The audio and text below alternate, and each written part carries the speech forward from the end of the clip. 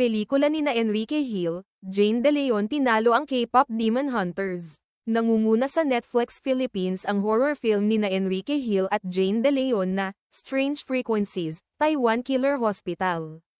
Kahit hindi ito pumatok sa takilya noong MMFF 2024. Bumawi ito online at tinalo pa ang animated film na K-pop Demon Hunters. Ibinahagi ni Direk Eric Mati ang pasasalamat sa tagumpay ng pelikula, na aniya ay isa sa pinakamagandang entry nila sa MMFF. Inamin niyang sayang at hindi ito masyadong pinanood sa sinehan, pero masaya siyang nadiskubre ito ngayon ng mas maraming tao. Nagpasalamat din si Jane De Leon sa fans at nagbiro pa na huwag magbigay ng spoilers. Sa pelikula, tampok ang tambalang Enrique at Jane bilang mga karakter na naligaw sa isang misteryosong ospital sa Taiwan. Pinatunayan ng tagumpay nito sa streaming na hindi dapat sukatin ang halaga ng isang pelikula base lamang sa takilya.